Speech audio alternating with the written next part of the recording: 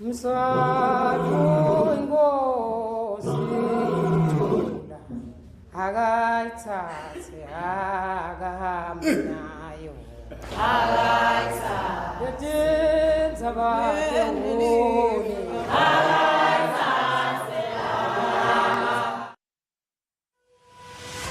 better money choices.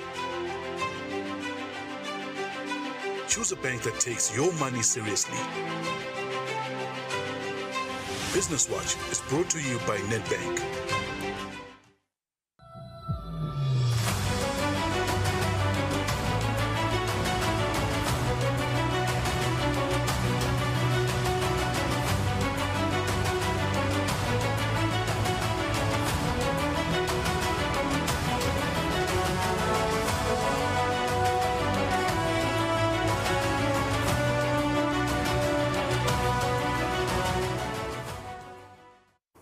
All right, it's 1400 hours. You're watching the Nedbank Business Watch. It is a Wednesday. It's the 22nd of April. Very good afternoon to you. Thank you so much for choosing us this afternoon. My name is Sifiso Malo, and I'm with my lovely co-host, Lungalele. How are you? I'm good. I'm good. How are you? You're looking good today. Thank you. Love the outfit. It's quite cold outside. You're looking cozy. It's a bit cold. Yeah, good afternoon. Thank you for joining us this afternoon. This is Nedbank Business Watch. Look, we have an exciting show today. In fact, it's very interesting because we are still, just like every other entity in the Kingdom of Eswatini, reflecting on the past 4 decades, where over the past 4 decades, Eswatini's banking sector has moved from stability to real inclusion, expanding access, embracing technology, as well as reaching underserved and undeserved communities. At the center of this progress is the Eswatini Bankers Association, as the country marks 40 years of His Majesty King Mswati III's reign. We are going to be joined by Mr. Zakhele Lukele, the Chief Executive of the Association, to unpack how this leadership has shaped the nation's financial landscape. Also on the program, 40 years again, it is 40 years into His Majesty's reign. The Kingdom of Eswatini rather continues to sharpen, and it's sharpening its edge as an investment destination driven by strategic global engagement. There's a lot of focus on infrastructure growth as well as industrial expansion, and of course, the result is rising investor confidence and a more diversified economy. Joining us will be Business Eswatini's Chief Executive, Inati Dlamini, who's going to break down how these efforts are translating into real economic momentum and future opportunity. Yeah, all right. And also on the program today, we replay you a conversation I had with Nozibusiso Dembe from Nedbank, who's the treasury dealer at Nedbank Eswatini, where she unpacked the Nedbank investment solutions. She talked about investment options offered by Nedbank and how frequently these investment products pay interest. Stay tuned for this interview. And then later on the program, Sandiswa Dlamini will give us the latest on stock markets. But first, our business news. Digital helps you make cross-border payments. Human gives you global specialists. Digital allows you to apply for a loan anytime, anywhere. Human connects you to credit experts. Digital puts you in control of your money, while Human connects you to wealth advisors. Digital allows you to freeze, unfreeze, cancel, and reorder your card. Human gives you that personal touch. Digital when you want it. Human when you need it. Get the complete private banking experience with Nedbank Private Clients.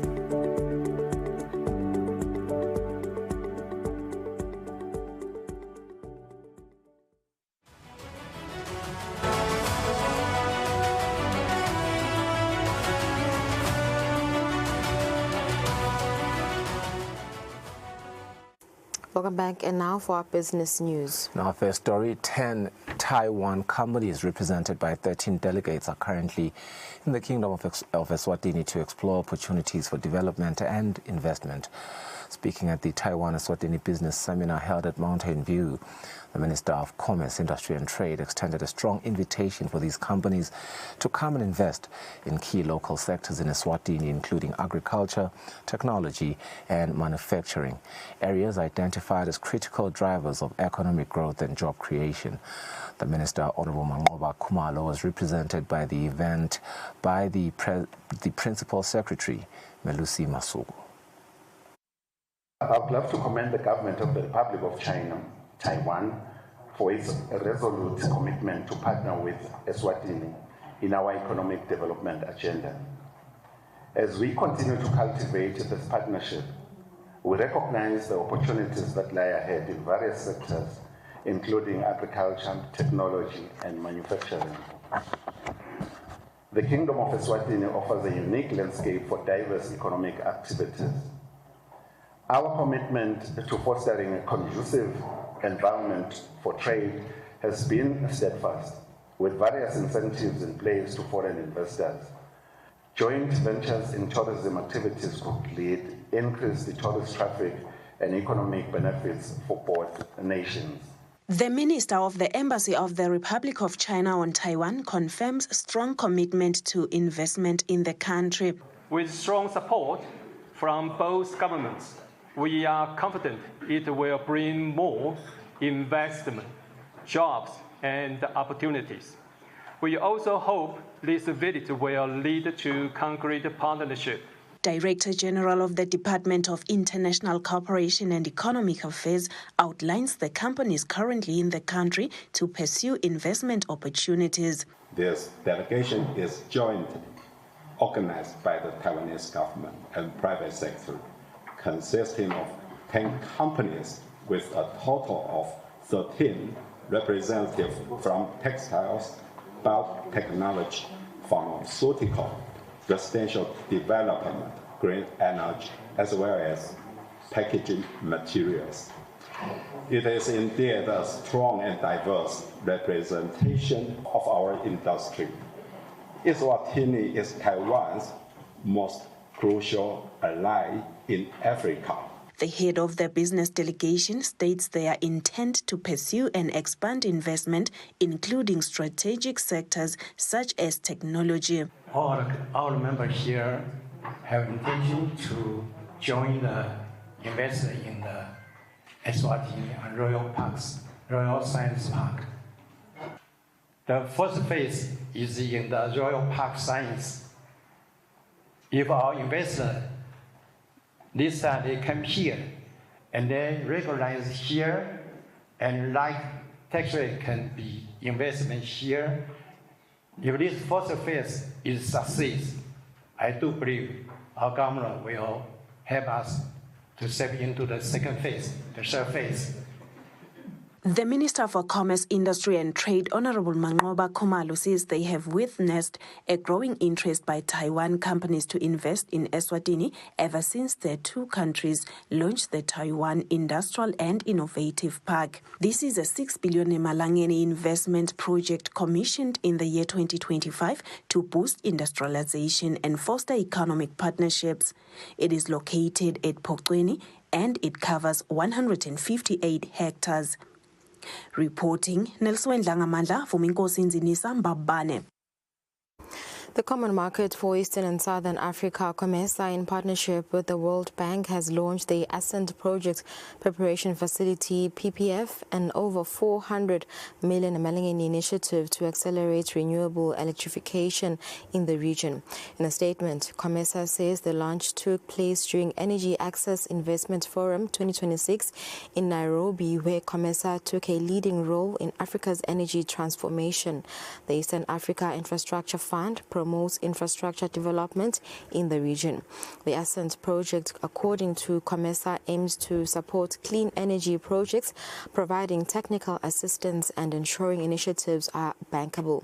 Ambassador Dr. Mohamed Kadar, COMESA Assistant Secretary General, officiated the launch, stressing the facility's role in driving investment into sustainable energy solutions. Locally, the Minister for Finance, Honorable Neil Rakenbag, has previously stated that this World Bank Finance initiative aims to electrify 200,000 people and connect 50,000 households, focusing on rural energy access. And that's it for our business news. We are in conversation with Mr. Lukhele, as hinted in our intro. After the break, stay with us.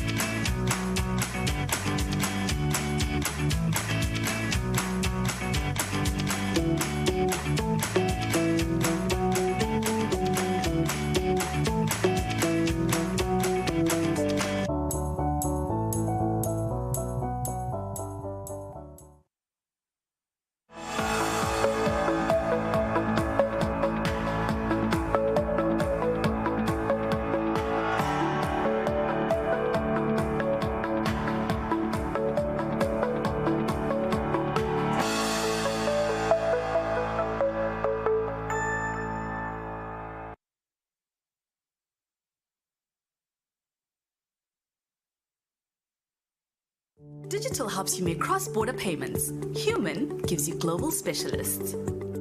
Digital allows you to apply for a loan anytime, anywhere. Human connects you to credit experts.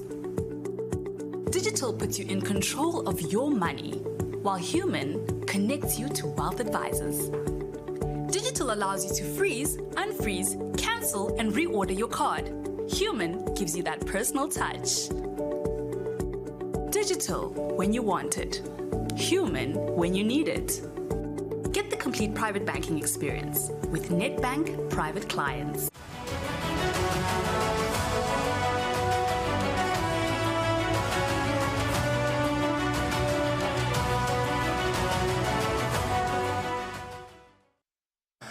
Welcome back. The banking sector has played a pivotal role in the country's economic development. Over the past 4 decades, the sector has made significant strides in strengthening financial stability, in expanding financial inclusion, and improving access to services for underserved communities. The Eswatini Bankers Association has been key in these efforts, pushing for technological advancements that are transforming the way banking is conducted in the country. As Eswatini marks 40 years of His Majesty King Mswati III's reign, joining us now to discuss the role of His Majesty's leadership in shaping Eswatini's banking landscape, Mr. Zakhele Lukhele, the Chief Executive of the Eswatini Bankers Association. Mhlandi, thank you so much for making time to join us on the program. What an exciting time indeed. It's always nice to reflect and look at the amazing work that has been done. Yes, I know when the work is being done, sometimes we get lost, you know, within that space and the momentum and everything, and we just forget to appreciate just how far we've come. Maybe let's talk about the banking sector and generalize it, how it has evolved over the past 40 years under His Majesty King Mswati III's leadership. Afternoon, Mr. Ngumale, and afternoon to viewers at home. It's been quite an exciting period. 40 years of His Majesty's rule has brought stability and the peace that the financial sector requires in order to thrive. The environment cannot thrive in a situation where there is chaos and that's disorderly. So His Majesty's astute leadership has led to significant changes, and his interest in seeing a modernized country has seen the banking sector also thrive in the period that he has been on the throne. Yeah. If I look back at the banking sector, if I can start maybe from the ownership level, in the past we used to be dominated by British banks coming from foreign and other foreign countries, but now we have more regionally owned banks. Some of the banks are owned by South African entities, and we also have locally owned banks which are also thriving in the sector. So it's quite a transformation that now we look at banks that are more focused and better attuned with the local environment. Absolutely. Yes. Important.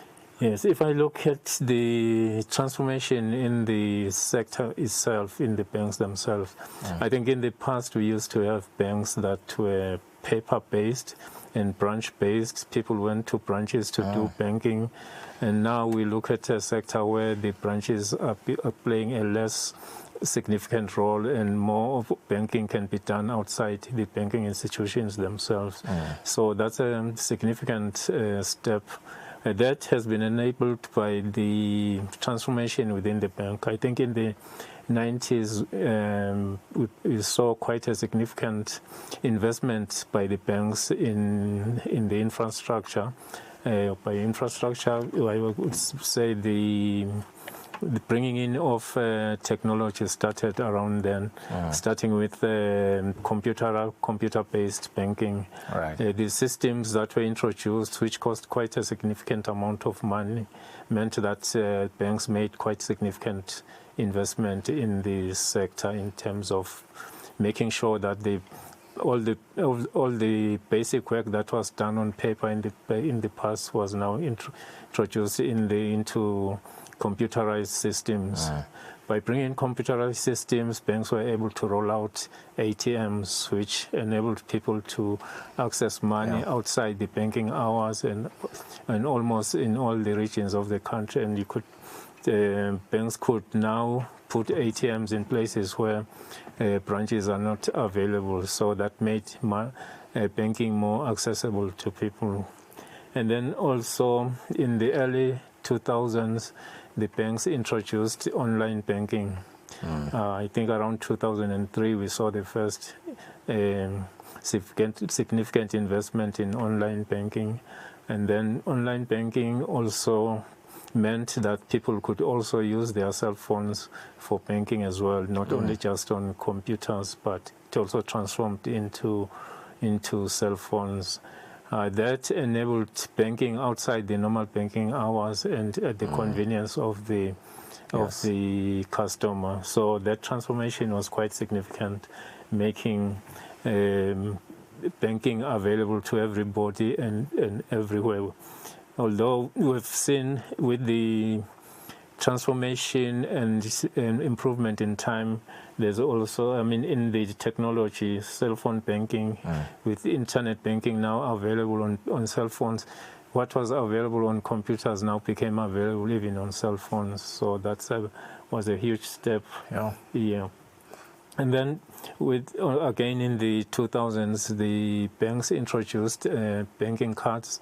Now people, although there were cards from the onset when we introduced ATMs, but we saw more cards which could be used everywhere around the world. So most of the banks began to have debit cards and credit cards that you could use anywhere in the world. That made it possible for people to travel without what used to be called traveler's checks, which used to get lost, and sometimes people had to face distressing situations somewhere. But with the introduction of cards, it made it possible for people to travel without the need to carry cash or traveler's checks. We've come a long way. Yeah, then I think the list there's quite a lot to unpack in terms of the transformations. But if I can be short, maybe you can see the introduction of point of sales so that people could make electronic payments, and then integration internationally. You could make payments to South Africa faster and other regions of the world as well. But within the CMA, things improved quite significantly during the space.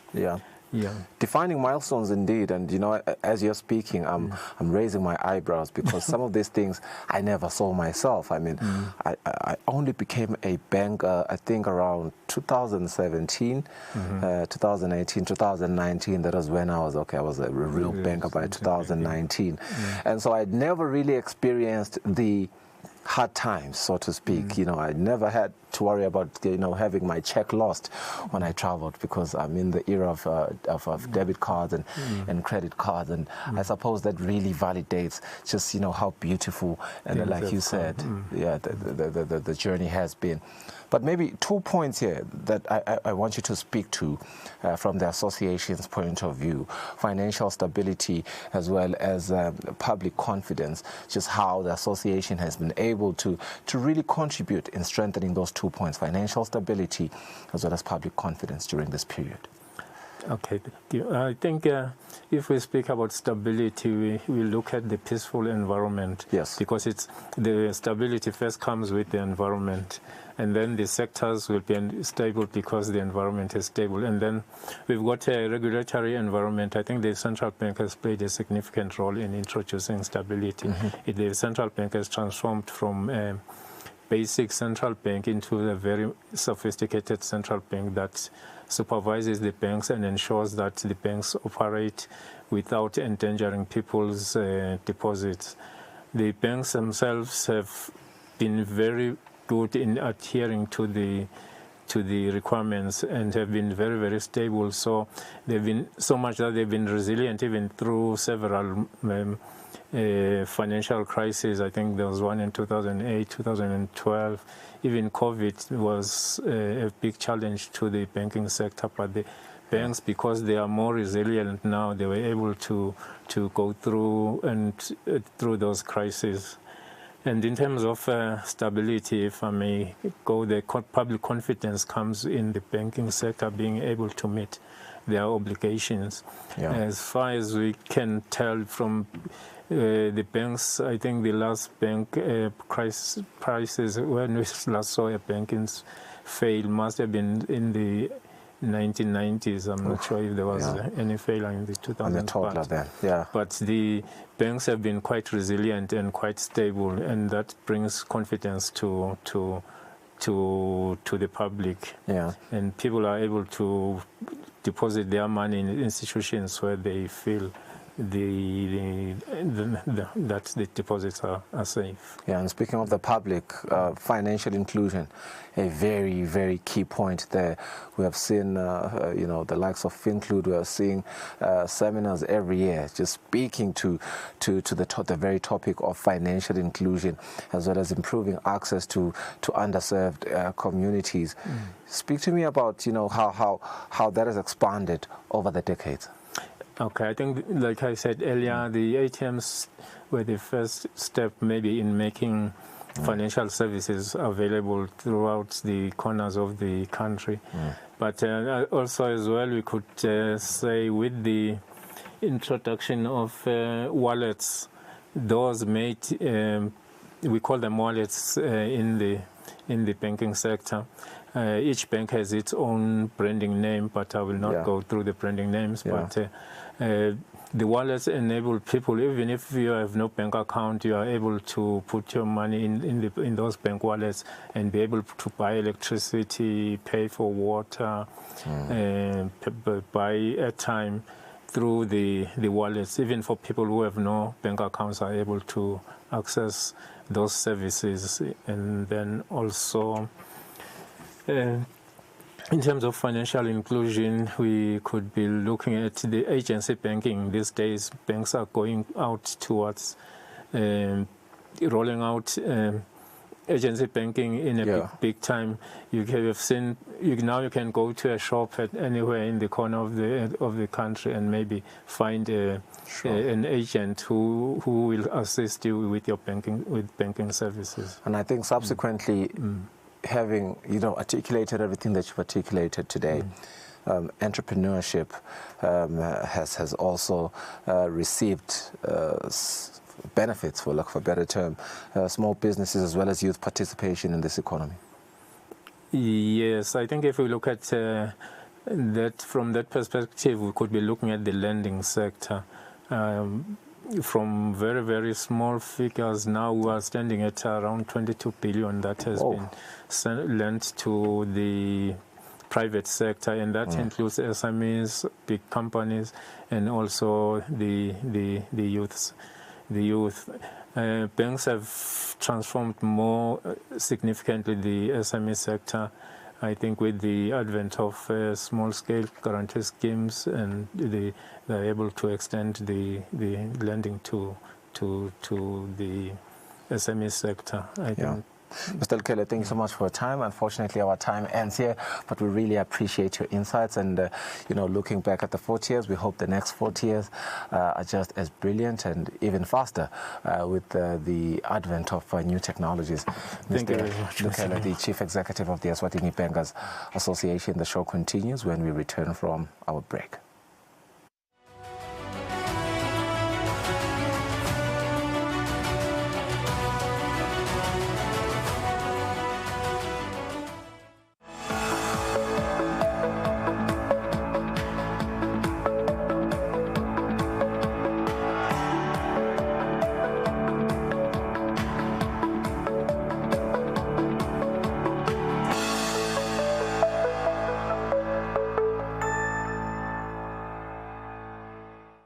Digital helps you make cross-border payments. Human gives you global specialists.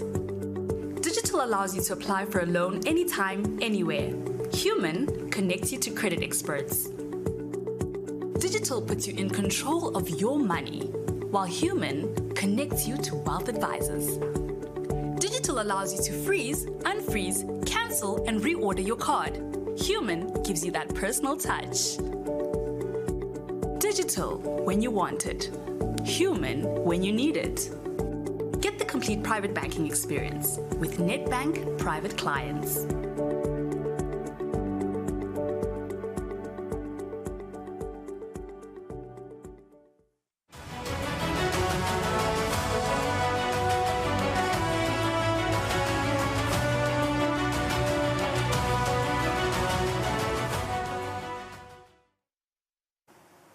All right, welcome back to the program. It's been 40 years into His Majesty's reign. We've just been reflecting with Mr. Lukhele, looking at the banking sector and the work that the Bankers Association has been doing. And now we shift our conversation because Eswatini has continued to sharpen its edge in investment, in positioning itself as an investment destination. Of course, driven by a lot of drives that the kingdom has been pushing forward, like strategic global engagement. There's also been infrastructure growth as well as industrial expansion. The result is very, very much rising, and it is investor confidence that is rising. And so we want to get into a conversation now with Business Eswatini's Chief Executive, Nathi Dlamini. Nkosi, we always appreciate having you on the program. Good afternoon. We hope that you are having yourself a good day. Just quickly, we have been afforded just about give or take 10 minutes. I hope it's enough to really cover some ground here. As Eswatini marks 40 years of His Majesty's reign, how has his direct role been in directing and positioning the country as an investment destination?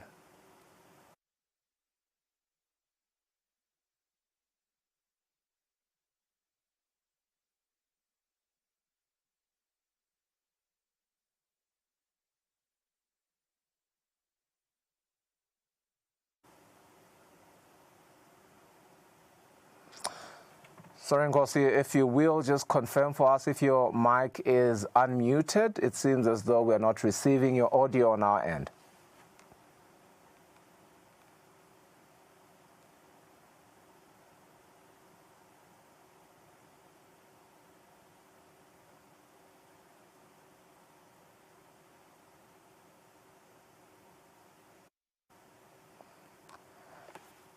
Can we please go for a net break? We'll be back shortly.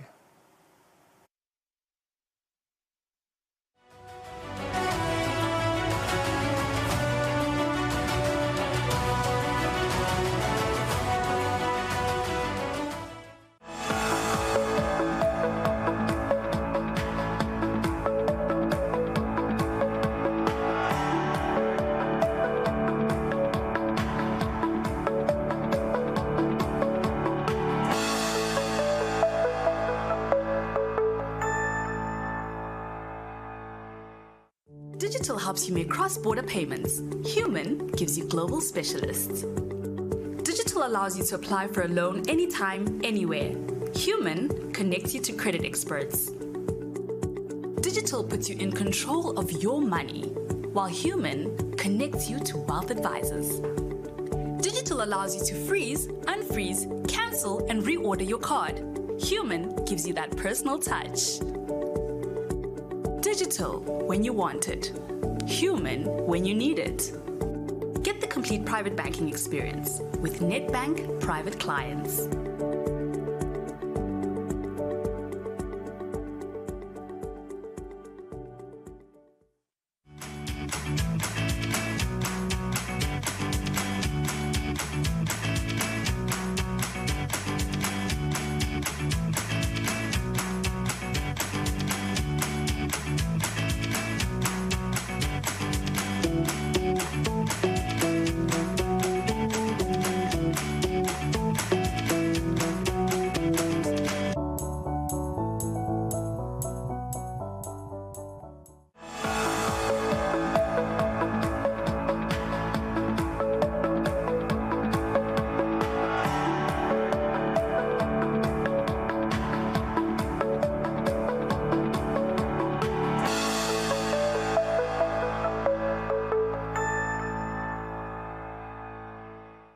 Digital helps you make cross-border payments. Human gives you global specialists. Digital allows you to apply for a loan anytime, anywhere. Human connects you to credit experts. Digital puts you in control of your money, while human connects you to wealth advisors. Digital allows you to freeze, unfreeze, cancel, and reorder your card. Human gives you that personal touch. Digital when you want it. Human when you need it. Get the complete private banking experience with Nedbank Private Clients.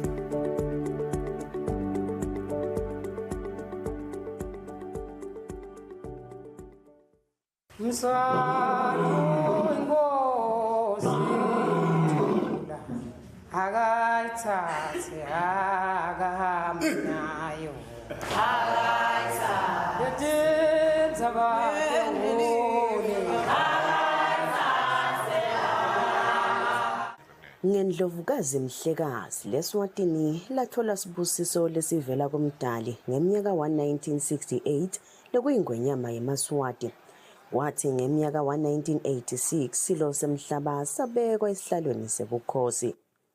Kule minyaka lengemashumi lamane ingwenyama yahlala esihlalweni sebukhosi. Inkulu kakhulu inzima ledlalwa indlovukazi Mhlekazi eveni leSwatini etinhlangothini letiningi kusukela emasikweni. In Eswatini there can be no king without the Queen Mother, because she plays a significant role in the leadership of the kingdom. Make wesive umgcini wetintsandzane umnakekeli wabogogo nabomkhulu nalabakhubatekile gogo wesive seMaswati. Nkosi Ndlovukazi Mhlekazi.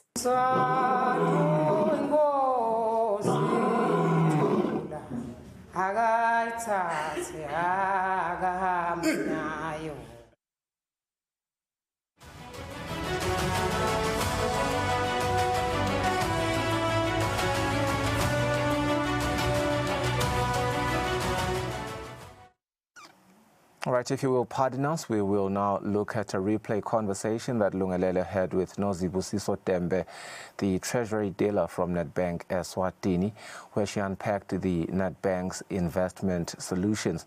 She talked about investment options offered by Nedbank and how frequently those investment products pay interest. Let's look at that segment. All right, so welcome back. Thank you for tuning in and thank you for staying with us. You're watching Nedbank Business Watch. Today we're joined by Nozibusiso Dembe, who's the treasury dealer at Nedbank Eswatini. We're focusing on Nedbank investment solutions today. We want to find out what investment options does Nedbank offer and how frequently do these investment products pay interest. Very good afternoon. Thank you for joining us this afternoon and welcome to the show. Thank you so much, Lou, and good afternoon to your viewers. Yeah, we're talking about Nedbank solutions. Why is it important for your clients or the ordinary Liswati to have an investment with your bank? So at Nedbank, our purpose is to use our financial expertise to do good. And we want to try and enable the everyday Liswati to have a healthy financial life. Right? As such, we're fostering a culture where we are taking our money seriously. So this conversation is a conversation about how to do that. Yeah, because I want you to enlighten us when we talk about investment. What really are we talking about? I understand there's short investments, there's long-term investments. Kindly, enlighten us, Guguti, at Nedbank, what you guys offer.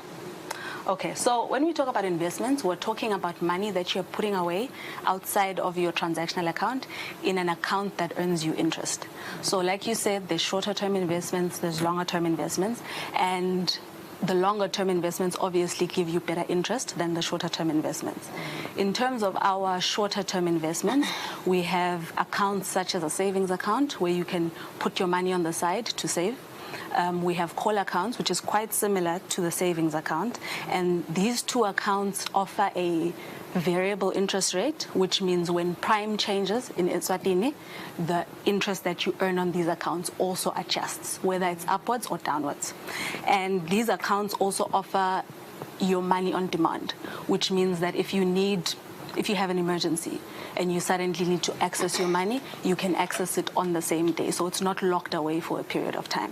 It's just in a different account. That's convenient as well. Quite convenient. We also have our notice deposit accounts. These are split into 32-day notice, 60-day notice, and 88-day notice. And with this one, the major difference is that if you do want to withdraw your funds for whatever emergency, you need to give notice before withdrawal. So let's just say you had a 32-day notice account and you gave notice today to withdraw either all or a portion of the funds.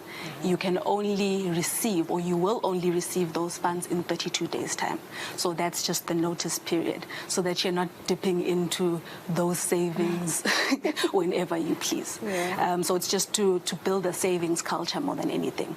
This account also has a variable interest rate, so whenever there are changes in Eswatini Prime, the interest rate that's applicable on this account also adjusts either upwards or downwards. Right. Before we get into the longer term investments, I just want to get clarity on the savings and the call accounts. You did say that they're accessible, so is it possible that I access them via my Nedbank app? And if I want to transfer money from my main account to the call account, is that possible? How do I access and how do I manage my investment account?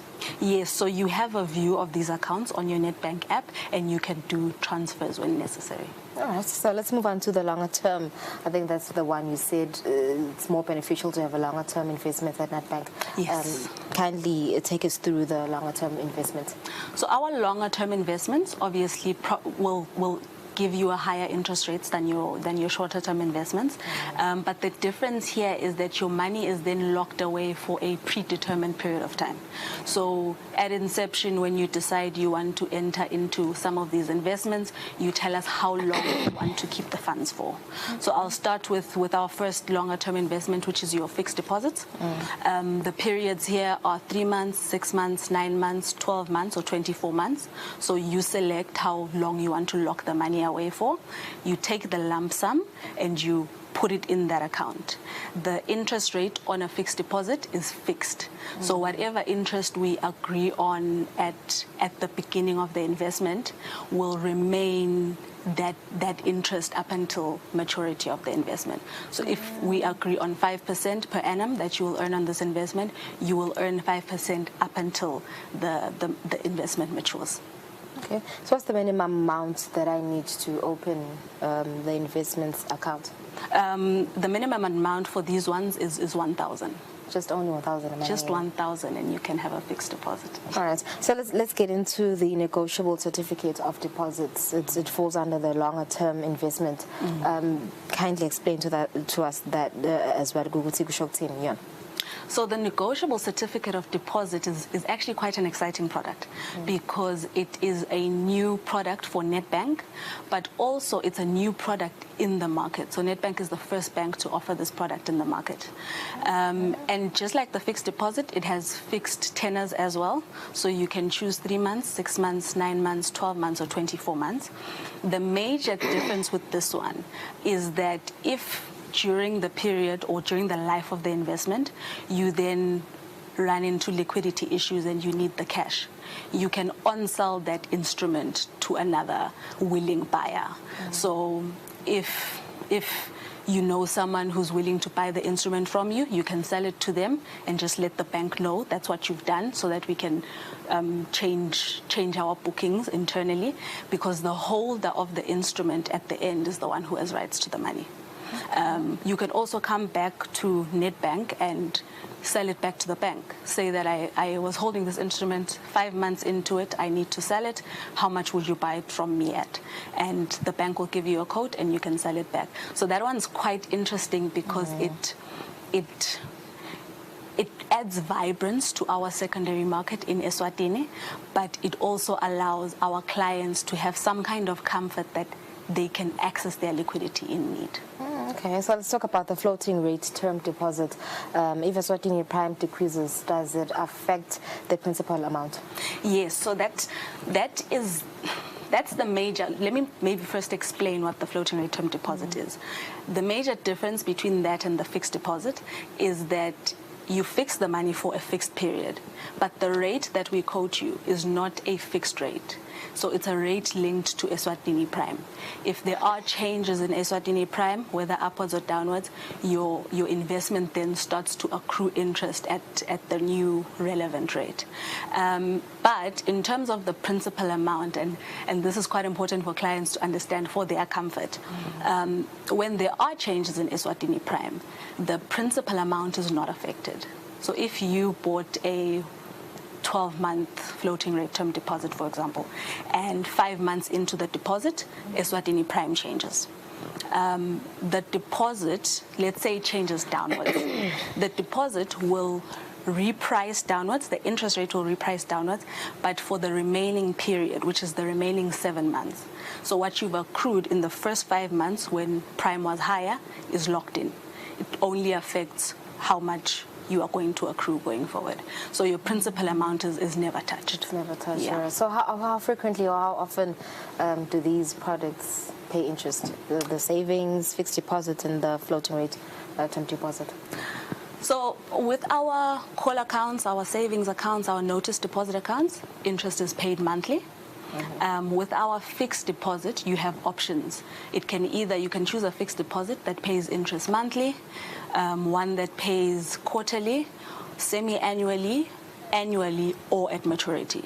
So you have options, and this is important because we all have different needs.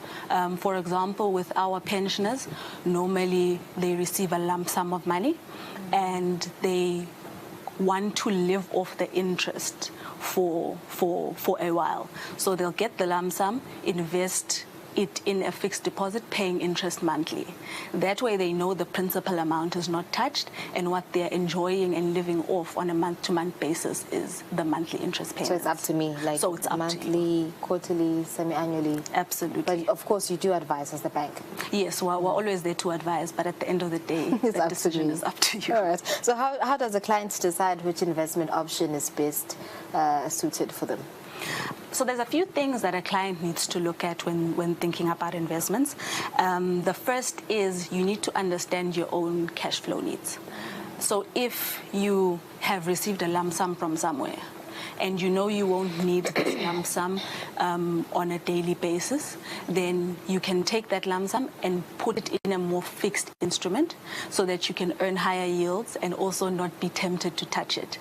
But maybe if you are trying to save up and you want to add and accumulate your money over time, then maybe your shorter term instruments such as a call account or a current account are better suited for you. So you need to understand what your own cash flow requirements will look like and not invest money for a period longer than you are able to. And if I have a change of heart and probably want to switch banks, am I able to withdraw? Do I need to give you the bank time, a warning? What's the procedure? What's the process? So the hope is that you won't be switching banks. But in the event that you are, our fixed instruments, in as much as it's a contractual agreement between you and the bank that you will place the money for a certain period of time, if a need does arise and you need to withdraw it, it is possible to withdraw it. There's just an early redemption penalty, which is 2.5% of the interest that you have earned during the period. All right. Just so it happens, I had a bad month and let's say I'm unable to deposit money on either of my investments account. Perhaps it extends to 3 months, for an example. What happens then? So the investment accounts are your accounts. So the ones where you can top up, even if you don't top up for extended periods of time, the money you have is still yours, and the account is still yours. So nothing, there will be no closure of accounts for that if you're not topping up. Okay. And then the fixed ones are obviously fixed, so you don't get to top up on those. Okay. So what does a client do if they want to open this account? Can they call, do it over the phone, online, or they have to come to your premises? So if a client wants to open this kind of account, they would go to their nearest branch and speak to a banker. The banker would then contact Treasury and find out from Treasury what rate we're willing to quote on that amount for that period of time, provided they've decided what kind of instrument they want to invest in. And then after that, the banker will then take them through the process of completing the forms for them to open their account. But if you are just curious about the investment, you can also still contact your nearest branch, or you can call Treasury on 3278-1145, and we'll be happy to assist. Right. And of course, if they have any other more information to inquire on, they can contact Nedbank Eswatini on your social media platforms. Remind us. Absolutely. Yeah. Yes. You can contact us on all our social media platforms. And we'll always be willing to assist. All right, thanks so much, Ms. Dembe. Thank you for joining us. That's it for our Nedbank segment. If you do want more information, do contact them on their socials and also call them on their service center line. We're talking about investment, savings, a call account. So find out more from Nedbank Eswatini. Let's go.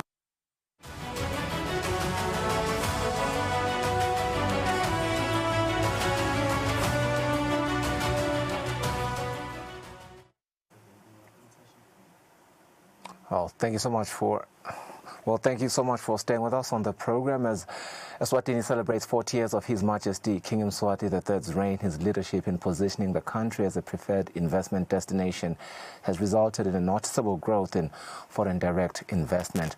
This has been through strategic global engagements and a commitment to nation building.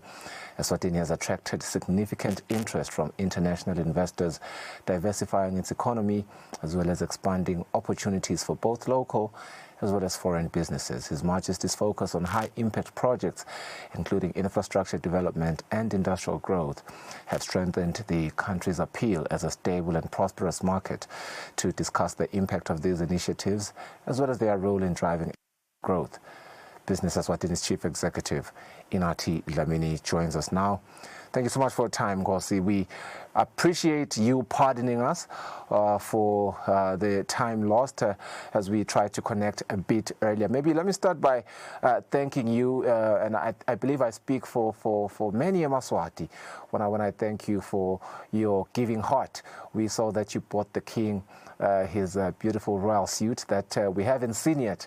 We are all waiting to see that beautiful suit. But maybe moving along with our conversation, as the kingdom marks 40 years of his reign, how has his direct role in positioning the country as an investment destination translated into measurable growth in foreign direct investment? First of all, thank you very much for having me on. It's good to be back on Business Watch, especially during this season of celebrations in which we celebrate the Ruby celebrations for His Majesty. You don't know, the excitement within the private sector is just palpable.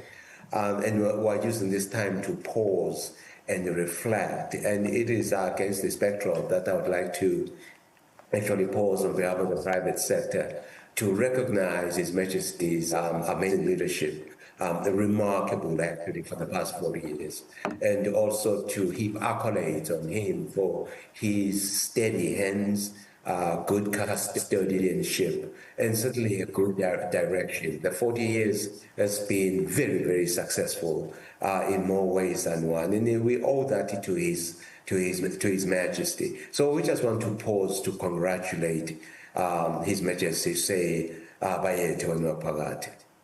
And now to your question. In fact, as we were busy asking the question, and some of us who've had experience working with His Majesty, I was just remembering in 1998 when I happened to be part of the delegation with His Majesty going overseas, scouting for investment projects. I think it's during those years and the subsequent 6 years in which I was involved with IPA that I really got to learn what makes His Majesty tick. And he used to, every time we see customers overseas, once we were finished speaking with them, pitching the country, he used to call, every evening call us to his room. And he used to call that a post-mortem analysis. That was the first time in 1999 I heard an expression of a post-mortem. And he taught us that. He would then say, we went out today, we're pitching. What was our strength today? What were our weaknesses? Because we need to fix that for tomorrow. And I was truly, truly amazed at His Majesty that he is able to think like a private sector when the situation demands that he thinks like a private sector. He can become a leader. The sheer adaptability of his leadership and approach to things is something truly, truly amazing. And then I was looking at pictures of Matapa. In 1986, I could only see one factory there, another one over there, another one over there. Please go to Matapa today. It is full of investors. And that is in no small part due to His Majesty's efforts over the years of 40 years, partnering skillfully with the private sector, pushing the envelope of excellence when he goes out there, meeting and greeting and pitching for this country. And I am thinking we need to pause. Maybe that's why I decided to say, you know what, with my little money that I have, I need to buy him a beautiful suit for the day, because it was my way to say thank you for your amazing leadership, Your Majesty. Ngosi, very eloquent there. Just in under a minute, if you will. I'm afraid our time is, we don't have time. It is elapsed. The Royal Signature Expo, we will experience it this weekend. I think it's the first of its kind, positioned as a platform to attract global investors and premium brands. Just how significant is this initiative in unlocking meaningful FDI and elevating Eswatini's global economic profile? Okay, first of all, I know we have under a minute. It's a concept I've never seen before. It's new. I think it's remarkable in that point of view. But then again, as a private sector, we like things that are quirky, things that are new, which is why I want to heap accolades on the sponsors of this event. We think it will cause, or rather bring the attention of outside investors to the country, who are curious about this event. Anything that causes external eyeballs to be on us for all the good reasons, it is something that we support. And yet it's still ongoing now. We cannot wait after it's done to then assess whether it was able to achieve the objectives for which it was meant. But we honestly believe the way it's coming along, that all the objectives that they set out for the program will be attained. And anything nowadays that is different, that causes attention to be on us, as a private sector, we always support, as we support this project as well.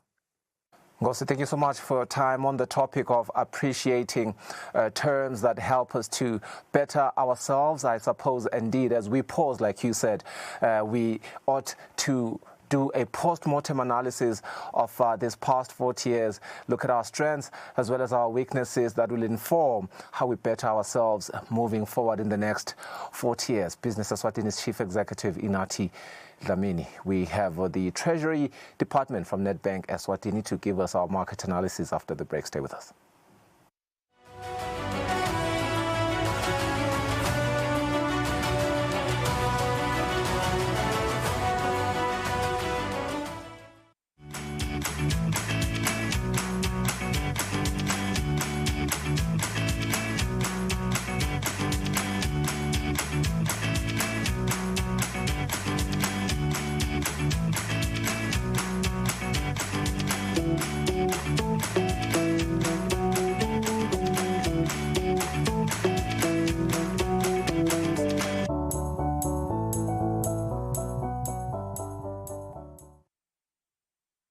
Digital helps you make cross-border payments. Human gives you global specialists.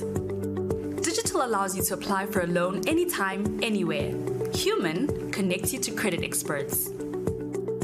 Digital puts you in control of your money, while Human connects you to wealth advisors.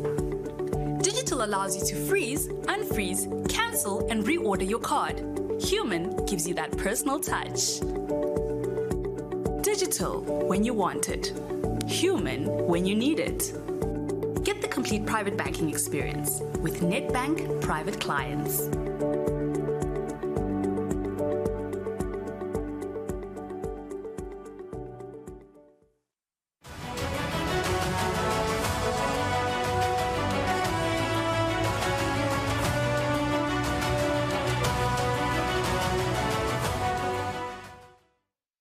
Welcome back. Thank you for staying with us. This is the final segment of today's episode. Thank you for staying with us. We are joined by Sandiswa Dlamini from the Treasury Department for today's market analysis. Very good afternoon, Kosi. Let's just go straight into it and take a look at today's numbers. Good afternoon to you, Lulu, and good afternoon to your viewers. Today, what we can look at is appreciating dollar, actually, because we have seen an extension of the ceasefire in the Middle East. So the dollar have strengthened against the rand. GBP have also strengthened together with the euro. So another biggest push is coming from Kevin Walsh, who is nominated by Donald Trump to become the next Fed governor or Fed chair. So yesterday he was with the Senate, where he was. It was his confirmation hearing. He mentioned a lot about the Fed's independence, which have given a lot of confidence back to the US dollar. As you might have seen over the presidency of Donald Trump, this have been a big question mark over the Fed. That is the Fed really still independent, or they are facing challenges with the pressure coming from the White House. So with the probably the next Fed chair emphasizing that the Fed will continue to be independent, it has given the investors a lot of confidence on the US dollar. As you might see, we are currently trading at 16.48. We opened at 4.3, which shows a slight increment. The GBP is also at 22.26 from around 20 in the morning, 22.20, and the euro is 19.36, coming down from 3.2. So these are just positive news from the dollar, and it's not really that the rand is weakening. It's just that we are seeing outflows in terms of investment, because I think at the moment we can describe the market as being cautioned, but still optimistic, because we are not yet sure what will come next from the US and Iran with Israel on the Middle East. Okay, and moving on to equities in just 2 minutes. We have limited time today. So in terms of equities, we have seen them go down. S&P 500 is down 0.63. FTSE index is down 1.05, and the JSE is also down 1.13. But I think from the perspective of the S&P, it's worth noting that this is just a repricing. We have seen we saw the S&P reach levels of 7,100, which was a record high last Friday. So this is just a repricing of that. These high levels of the S&P have been driven by tech stock, led by Oracle, which gained 27% last week. We saw AMD, Microsoft also gaining quite a bit. There's also big news coming from Apple, where their current CEO, Tim Cook, is now moving to become their chair, with a new CEO coming in the 1st of September.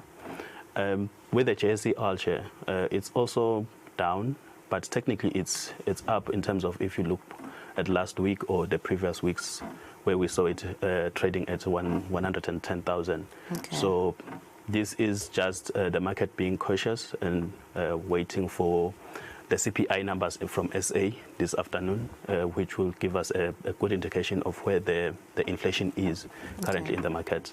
All right, and finally, gold and Brent crude oil, how's it trading today?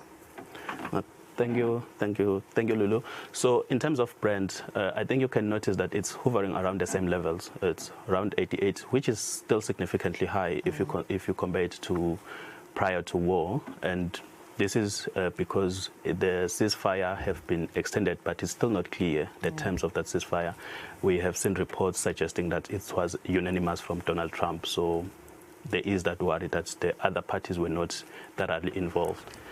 So the price of oil is still unstable, but gold have continued to gain.